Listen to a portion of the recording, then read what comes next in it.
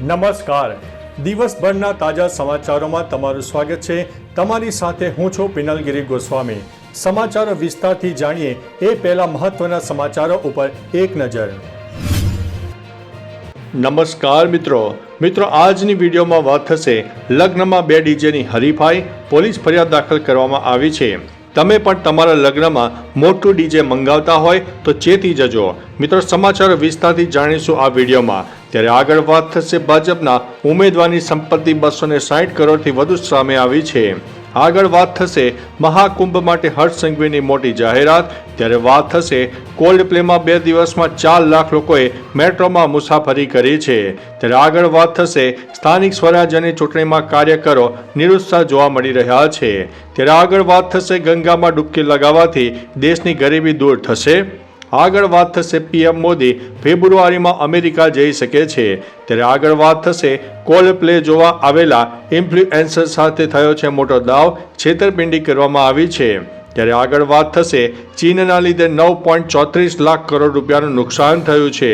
ત્યારે આગળ વાત થશે ચીન કૈલાસ માનસરોવર યાત્રા શરૂ કરવા માટે સંમત છે। ત્યારે આગળ વાત થશે અમૃતસરમાં બાબા સાહેબ આંબેડકરની મૂર્તિ હથોડાથી તોડી પડાઈ છે। આગળ વાત થશે કચ્છની સરહદેથી પાકિસ્તાની ઝડપાયો છે, BSF દ્વારા તપાસ આદરી દેવામાં આવી છે। હવે મિત્રો સમાચારો વિસ્તારથી। કચ્છની સરહદે પેટ્રોલિંગ દરમિયાન BSFના જવાનોએ વધુ એક ઘૂસણખોરને ઝડપી પાડ્યો હતો। યુવકની તલાશી લેતા તેની પાસેથી કોઈ શંકાસ્પદ વસ્તુ મળી આવી ન હતી। જોકે પૂછપરછ કરવામાં આવતા આ યુવક પાકિસ્તાનના સિંઘના બદીન જિલ્લાનો રહેવાસી છે। તેનું નામ ખાવર હોવાનું જણાવ્યું હતું। હાલમાં BSF દ્વારા યુવકની વધુ પૂછપરછ કરવામાં આવી રહી છે।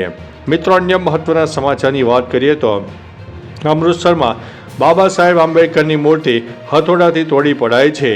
અમૃતસરમાં હાલના સમયે ભીમરાવ આંબેડકરની મૂર્તિ તોડાઈ દેવા બાદ ભારે હોબાળો મચ્યો છે। ભાજપથી માંડીને બહુજન સમાજ પાર્ટી જેવી અનેક પાર્ટીઓ આપ સરકારને ઘેરતા જોવા મળી રહી છે।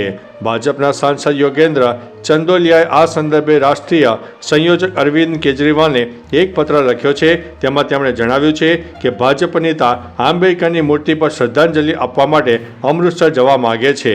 મિત્રો, અન્ય મહત્વના સમાચારની વાત કરીએ તો ચીન કૈલાસ માનસરોવર યાત્રા શરૂ કરવા માટે સંમત। ભારત અને ચીન વચ્ચે સોમવારે કૈલાસ માનસરોવરની યાત્રા ફરીથી શરૂ કરવાનો નિર્ણય લેવાયો છે। ભારતના વિદેશ સચિવ વિક્રમ મિસ્ત્રી અને ચીનના મંત્રી વાંગ યી વચ્ચે થયેલી મુલાકાતમાં આ નિર્ણય લેવામાં આવ્યો છે।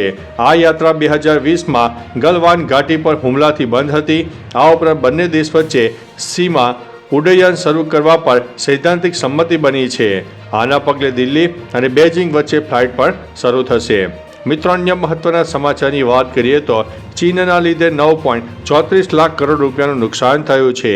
ચીને તેનું ડીપસીક AI મોડેલ રજૂ કર્યું, જ્યારે અમેરિકા અને વૈશ્વિક બજારોને ખબર પડી કે ચીને આ મોડ્યુલ રજૂ કરીને ખૂબ ઓછી કિંમતે વિકસાવ્યું છે। ત્યારે અમેરિકન ટેક કંપનીઓના શેરમાં મોટો કડાકો બોલ્યો, જેના લીધે વિશ્વના ઘણા અબજોપતિઓના નેટવર્કમાં પણ મોટો ઘટાડો થયો। વિશ્વના 500 અબજપતિઓની સંપત્તિમાં કુલ $108 અબજ ઘટાડો થયો છે। મિત્રો, અન્ય મહત્વના સમાચારની વાત કરીએ તો કોલ્ડ પ્લે જોવા આવતા ઇન્ફ્લુએન્સર સાથે થયો છે મોટો દાવ। અમદાવાદમાં કોલ્ડ પ્લે જોવા આવેલા ઇન્ફ્લુએન્સર સાથે મોટો દાવ થયો છે। કોલ્ડ પ્લે જોવા માટે મધ્યપ્રદેશથી ગુજરાત આવેલા સોશિયલ મીડિયા ઇન્ફ્લુએન્સર સાથે છેતરપિંડી થઈ છે। આ યુવક બસમાં ગુજરાત આવી રહ્યો હતો, ત્યારે કરજણ પાસે કેટલાક લોકો બસમાં ચડ્યા હતા અને તેમણે સાયબર ક્રાઇમમાંથી આવતા હોવાનું કહીને તેના લાખો ફોલોઅર્સ ધરાવતા એકાઉન્ટના એક્સેસ મેળવી લઈને ધમકી પણ આપી હતી। મિત્રો, અન્ય મહત્વના સમાચારની વાત કરીએ તો પીએમ મોદી ફેબ્રુઆરીમાં અમેરિકા જઈ શકે છે। વડાપ્રધાન નરેન્દ્રભાઈ મોદી ફેબ્રુઆરીમાં અમેરિકાની મુલાકાત લઈ શકે છે। આ માહિતી ખુદ અમેરિકી રાષ્ટ્રપતિ ડોનાલ્ડ ટ્રમ્પે આપી છે। તેમણે પોસ્ટ કરી હતી કે પીએમ મોદી ફેબ્રુઆરીમાં વ્હાઇટ હાઉસની મુલાકાત લઈ શકે છે। પત્રકારો સાથે વાત કરતા ટ્રમ્પે કહ્યું છે કે સોમવારે મેં ભારતના વડાપ્રધાન નરેન્દ્રભાઈ મોદી સાથે લાંબી વાતચીત કરી। તેઓ કદાચ ફેબ્રુઆરીમાં વ્હાઇટ હાઉસ આવી રહ્યા છે। ભારત સાથે અમારા સારા સંબંધો છે। મિત્રો, અન્ય મહત્વના સમાચારની વાત કરીએ તો ગંગામાં ડૂબકી લગાવવાથી દેશની ગરીબી દૂર થશે। કોંગ્રેસ અધ્યક્ષ અને રાજ્યસભામાં વિપક્ષના નેતા મલ્લિકાર્જુન ખડગે ફરી એક વખત ભાજપ પર નિશાન સાધ્યું છે. તેમણે કહ્યું છે કે આ લોકો એટલે કે ભાજપના નેતાઓ ડૂબકી લગાવવાની સ્પર્ધા કરી રહ્યા છે. જ્યાં સુધી સારો ફોટો ન આવે ત્યાં સુધી સ્નાન કરતા રહે છે. પણ મને જણાવો, શું ગંગામાં ડૂબકી લગાવવાથી દેશની ગરીબી દૂર થઈ જશે? ઉલ્લેખનીય છે કે તેમનું નિવેદન કુંભ સાથે જોડાયેલું છે, જેને લઈને વિવાદ પણ થઈ રહ્યો છે. મિત્રો, અન્ય મહત્વના સમાચારની વાત કરીએ તો સ્થાનિક સ્વરાજ્યની ચૂંટણીમાં કાર્યકરો નિરુત્સાહ જોવા મળી રહ્યા છે. સ્થાનિક સ્વરાજ્યની ચૂંટણીનું જાહેરનામું પ્રસિદ્ધ થયા બાદ ઉમેદવારી પત્ર ભરવાની પ્રક્રિયા શરૂ થઈ ગઈ છે, પરંતુ ભાજપ અને કોંગ્રેસ હજુ ઉમેદવારોની પસંદગીમાં વ્યસ્ત છે. પાર્ટી કાર્યકરોના નિરુત્સાહ અને જૂથવાદના કારણે ચૂંટણીનો માહોલ ઠંડો છે, જેના કારણે નેતાઓ ચિંતિત છે. 29 અને 30 જાન્યુઆરીએ ગાંધીનગરમાં ભાજપની બેઠકમાં ઉમેદવારો પસંદ કરવામાં આવશે. ઉમેદવારી પત્ર ભરવાની અંતિમ તારીખ 1 ફેબ્રુઆરી છે. મિત્રો, અન્ય મહત્વના સમાચારની વાત કરીએ તો કોલ્ડ પ્લેમાં 2 દિવસમાં 4 લાખ લોકોએ મેટ્રોમાં મુસાફરી કરી છે. અમદાવાદમાં કોલ્ડ પ્લે કોન્સર્ટ યોજાયો હતો, જેના કારણે રાત્રે મેટ્રોનો સમય વધારવામાં આવ્યો છે. હવે સામે આવ્યું છે કે કોન્સર્ટના 2 દિવસ દરમિયાન રેકોર્ડ બ્રેક લોકોએ અમદાવાદ મેટ્રોમાં મુસાફરી કરી છે.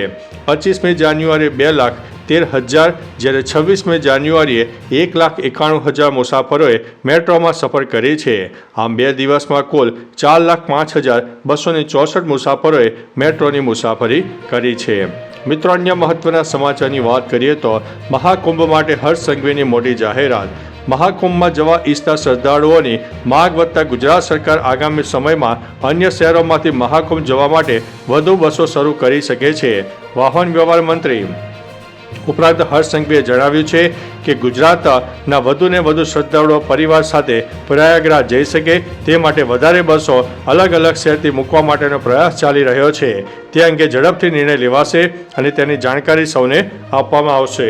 મિત્રો, અન્ય મહત્વના સમાચારની વાત કરીએ તો ભાજપના ઉમેદવારની સંપત્તિ 260 કરોડથી વધુ. દિલ્હી વિધાનસભાની ચૂંટણીમાં સૌથી ધનિક ઉમેદવાર ભાજપના છે, જેમની સંપત્તિ આશરે 260 કરોડથી વધુ રૂપિયાની છે. તેઓ શકુર બસ્તીથી ભાજપના ઉમેદવાર કર્નલ સિંહ છે, જેઓ ચૂંટણી લડી રહેલા 699 ઉમેદવારોમાં સૌથી અમીર છે. 5 ઉમેદવારો અબજોપતિ છે. 699 ઉમેદવારમાંથી 324એ ધોરણ 5 થી 12 સુધીનો અભ્યાસ કર્યો છે. ઉચ્ચ શિક્ષણ ધરાવતા 322 ઉમેદવારો છે. મિત્રો, અન્ય મહત્વના સમાચારની વાત કરીએ તો લગ્નમાં 2 ડીજેની હરીફાઈ, પોલીસ ફરિયાદ દાખલ કરવામાં આવી છે. ખેડા જિલ્લામાં એક લગ્ન પ્રસંગ દરમિયાન વર અને કન્યાના અલગ અલગ ડીજે સામસામે હરીફાઈમાં ઉતરી ગયા. લોકોને પણ જાણે કે કંઈક થઈ ગયું હોય ત્યાં સ્પીકર અને વાહનો ઉપર ચડી ગયા.